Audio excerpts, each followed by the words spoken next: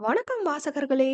என் கற்பனைகளின் எதிரொலியை உங்கள் காதுகளில் சேர்க்கும் ஆண்டாள் வெங்கட்ராகவன் ஒலிப்புத்தக தளத்திற்கு உங்களை அன்புடன் வரவேற்பது உங்கள் ஆண்டாள். இன்னைக்கு நாம கேட்க போற கதை நம் காதல் நாணலொன்றோ. கதையின் குரலாய் நான் ஆர்.ஜே. காமாட்சி. வாங்க கதை கேட்டு ரசிக்கலாம்.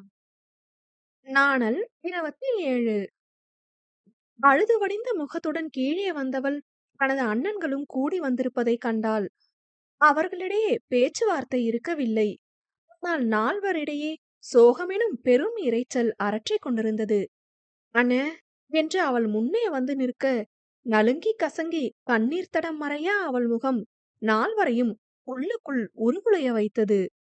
அண்ணே நாம் போகணும் என்று அவள் கூற, வருத்தமாய் அவளை பார்த்திருந்த நால்வரும் பதறி எழுந்து நின்றனர். தாயே என்னாச்சு கண்ணு என்று சிம்மவரதன் பதற, நான் ஊருக்கு போறேன்னு என்றாள். தாயே அண்ணன் மேல உள்ள கோவத்துல சொல்லுதியா கண்ணு என்று அதிவீர பாண்டியர் குரல் உடைய கேட்க, இல்லன என்று அவரது கரம் பற்றி கொண்டவள் அதில் முகம் புதைத்து வெடித்து விட்டாள். அவரது குரலில் வீட்டின் அத்தனை உறுப்பினரும் அடித்து பிடித்து ஓடி வர, விஜயலட்சுமி கடைக்குட்டிகளை அறைக்குள் அனுப்பி வைத்துவிட்டு வந்து கண்ணீர் மல்க நின்றார். என்னால தாங்க முடியலன்னு அவரு அடிச்சதுதான் எல்லாரும் யோசிக்கிறீங்க. அவர் உசுரா நினைக்கிற என்னைய கை நீட்டுற அளவு நான் என்ன செஞ்சேன்னு யாருக்கும் தோணலல்ல. அப்ப இங்கன யாருமே அவங்கள இந்த குடும்ப ஆளா பாக்கலையா என்று பெண்ணவள் ஆற்றாமையாய் கேட்டாள்.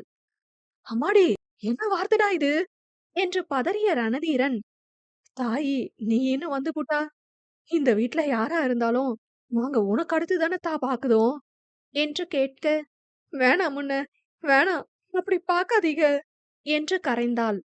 தாயே என்று பரிவோடு தீஞ்சுடரோன் அவள் தலை கோத, நாம் வா பொட்டிய வச்சுக்கிட்டு சும்மா இல்லாது வார்த்தைய விட்டு புட்டன்னு, பொட்டி புட்ட பொறவு அள்ள முடியாது துடிக்கிறேன் என்று கதறியபடி மடிந்து அமர்ந்தாள்.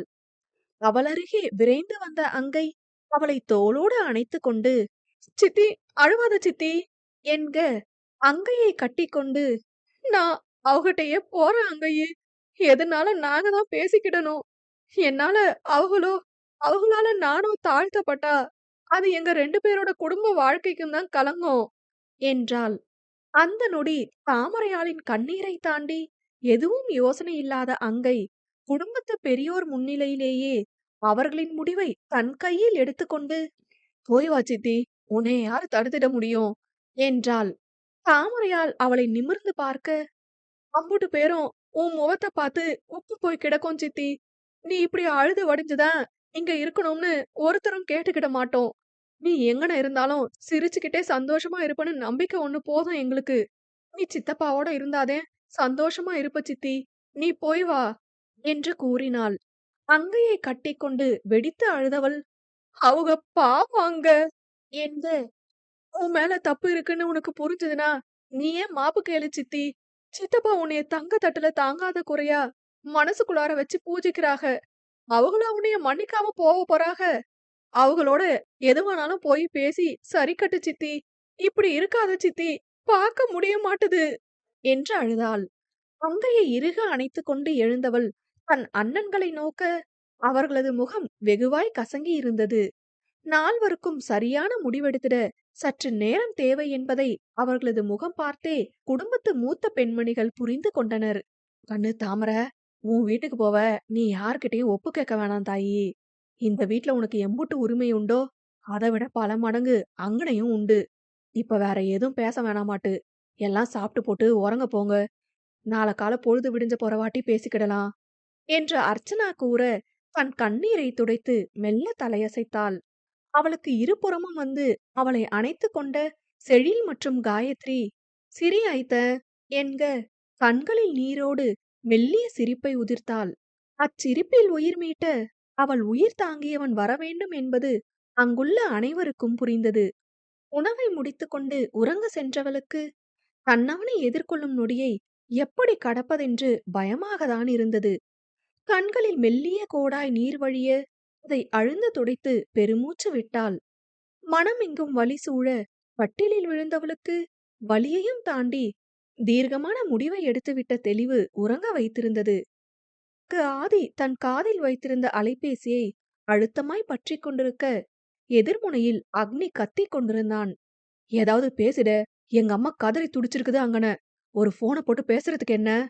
என்ற அக்னி வினவ, சுனில் சொன்னானா என்று கேட்டான். யாரு சொன்னா என்ன இப்ப? என்கிட்ட நீயும் மறைக்கணும்னு பாக்கியா?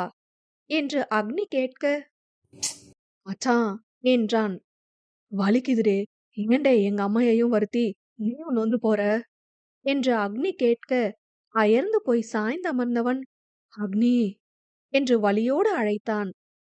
குரலின் வலி சுட்டதில், பாத்துக்கிடுடே, நான் வைக்குதேன் என்று அழைப்பை துண்டித்த அக்னி கண்ணீரோடு படுத்து விட்டான். அன்றைய இரவு அனைவருக்குமே மிக கனமான இரவாகத்தான் அமைந்தது. மறுநாள் காலை குளித்து தயாராகி கீழே வந்த தாமரையால் முகம் அத்தனை நாட்கள் இல்லாத ஒரு தெளிவை கொண்டிருந்தது. அதற்கு காரணம் அவளவனை சென்று சேரப்போகும் திருப்தியாக வல்லாது வேறு ஏதாக இருந்திட இயலும். அன்று ஞாயிற்றுக்கிழமை என்பதால் வீட்டில் அனைவருமே சற்று தாமதமாகத்தான் எழுந்து வந்தனர்.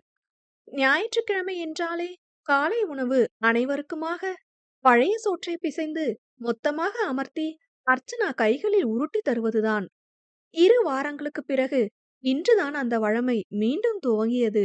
சிறு புன்னகையுடன் வந்தமர்ந்த தாமரையாளின் அருகே அங்கையும் காயத்ரியும் அமர்ந்து கொள்ள, ஏமா செழில வருவேன்னு சொன்னியா, இன்னும் ஆளைய காணுமே என்று பொழில் கேட்டான்.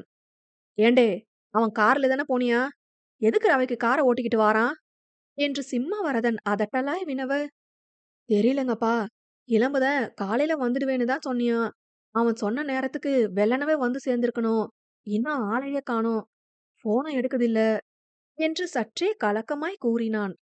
அதில் அனைவரும் கொஞ்சம் படபடக்க, வந்துடுவியான், வழியில எங்கனையாவது நிறுத்தி போட்டு உறங்கிட்டு வாரானா இருக்கும் என்று தீஞ்சுடனும் கூறி அனைவரையும் சமன் செய்தார். பெரிய பாத்திரத்தில் பழைய சோற்றை பிசைந்து கொண்டு வந்தமர்ந்த அர்ச்சனா அனைவருக்கும் உணவை உருட்டி கொடுக்க, செழிலனின் மகிழ்ந்து ஓசை கேட்டது. இதோ வந்துட்டியான்ல என்று ரணதீரன் கூற, வரட்டும் வரட்டும் என்று கூறிக்கொண்டனர். வாசல் புறமாக திரும்பி பார்த்து கொண்டிருந்த தாமரையாலை, ஏத்தா தாமர, உருண்டைய வாங்கிக்கிடு, உள்ளாரதான் வரப்போறான் என்று அர்ச்சனா கூற, சிறு புன்னகையுடன் வாங்கிக் கொண்டு மீண்டும் திரும்பியவள் விழிகள் விரிய உறைந்து போனாள். அவளது உரைநிலை கண்டு அனைவருமே வாயிலை நோக்க, செழிலனோடு சேர்ந்து 15 நாள் தாடியும் கலைந்த கேசமும் அழுத தடத்தை காட்டிக் கொடுத்திடும் சோர்ந்த முகமும் சிவந்த கண்களும் இதழில் ஒரு அழகிய புன்னகையுமாக வந்து கொண்டிருந்தான் ஆதி வருணேஸ்வரன். அனைவருமே அவன் உள்ளே வரவும் ஆச்சரியத்தில் எழுந்து நின்றிட, தாமரையால் கையில் வைத்திருக்கும் உணவோடு அவனையே அதிர்ந்து பார்த்து கொண்டிருந்தாள். அவளை கண்டதும் கண்களில் நீரும் இதழில் புன்னகையும் சுரக்க பெற்றவன் அவளை நெருங்கி அவள் கையில் இருப்பதை அவள் கரம் பற்றி தன் நாவருகே கொண்டு சென்று உண்டான். சுற்றி உள்ளோரையெல்லாம் கருத்தில் கொள்ளாதவனாய் அவளை கரங்களில் மொத்தமாக அள்ளிக்கொண்டு விடுவிடுவென படிகளில் ஏறியவன் அவள் அறைக்கு சென்றிருந்தான். அதைக் கண்டு மொத்த குடும்பமுமே அரண்டு நிற்க, ஒரு வயசுக்குள்ள இருக்கிற வீடுன்னு கொஞ்சமாச்சும் பொறுப்பு இருக்குதா இந்த மாமனுக்கு என்று செழிலன் கேலி செய்து சிரித்ததிலேயே சுயம் மீண்டனர். அனைவரும் செழிலனை கேள்வியாய் நோக்க, மாமாவும் என் கூடவே வாரான்னு சொல்லிட்டாக, அதான் வர தாமதமாச்சுது என்றான். தாமரையாளுக்கும் அவள் அண்ணன்களுக்கும் நடந்த வாக்குவாதத்தை பற்றி அக்னியிடம் செழிலன் அலைபேசியில் கூறியதை கேட்டு மனமுடைந்து உள்ளே சென்ற ஆதிக்கு பழைய நினைவுகளின் தாக்கம் பெரும் வலியை தைத்தது. கண்ணவள் தன்னை பற்றி அவளது அண்ணன்கள் பேசியதில் சண்டை போட்டு கதறியதாய் கேட்டவனுக்கு அவளது வலியை தான் உணர்வதாய். தீர்க்கமான முகத்துடன் நிமிர்ந்தவன் இனியும் இருவரும் பிரிந்திருந்து வலி கொடுத்து வலி பெறுவதில் பயனில்லை என்பது புரிந்தது. பேசி தீராத பிரச்சனை என்று ஒன்றுண்டா? இருவரும் தனியே இருப்பது மற்றோருக்கு பேசு பொருளோ இல்லையோ, தங்களின் குடும்ப வாழ்க்கைக்கு களங்கம். தங்களது பிரச்சனைகளை விமர்சிக்கவும் பேசி தீர்க்கவும் தாங்களால் மட்டுமே இயலும். இயல வேண்டும் என்று புரிந்தோனாய் புறப்பட்டு விட்டான். தான் பழைய நினைவுகளோடு சஞ்சரித்துக் கொண்டிருக்கும் போதே செழிலன் வந்து விடைபெற்று சென்றது நினைவு வந்தது. செழிலனுக்கு அழைத்தவன் தானும் உடன் வருவதாய் கூற, அளவில்லா சந்தோஷத்துடன் அவனை அழைத்து போக வந்திருந்தான். அப்போதே தாமரையால் ஆதிக்கு அழைக்க, கண்ணவளும் தன் முடிவில்தான் இருப்பாள் என்பது அவனுக்கு தெளிவுற விளங்கியது. நேரில் சென்று அதிர்வை கொடுத்து அனைத்து பூசல்களையும் முடித்துக்கொண்டு தானே கூட்டி வருவதுதான் நல்லது என்று புரியவே அழைப்பை முற்றுமாக தவிர்த்தான். அடுத்த சில நிமிடங்களில் செழிலனுக்கு அழைப்பு வர, தான் வருவதை கூற வேண்டாம் என்று அவனிடம் கூறியிருந்த ஆதி அழைப்பை ஒலிபெருக்கியில் போடும்படியே கூறியிருந்தான். தாமரையால் கதறி துடித்ததில் துடிதுடித்து போனவன் அவள் அழைப்பை துண்டிக்கவும் செழிலனை கட்டிக்கொண்டு வெடித்தழுதான். தாமரையால் கண்ணீரிலேயே கலங்கியிருந்த செழில் ஆதியின் அழுகையில் முற்றுமாய் உடைந்து போனான். மாமா என்று அவன் தடுமாற, உங்க அத்தைய ரொம்ப வதச்சு புட்டண்டே, என்னைய மன்னிப்பாளா என்று அழுதான். மாமா, அத்தை உங்க மேல உசிரையே வச்சிருக்குது மாமா என்று செழில் கூற, அத உடைச்சு புட்டனேடா செழிலா என்று அவனை மேலும் இறுக அணைத்துக் கொண்டான். இல்ல மாமா, நீயும் அத்தையும் வச்சிருக்கிற நேசம் உடைஞ்சு போற நேசம் இல்ல.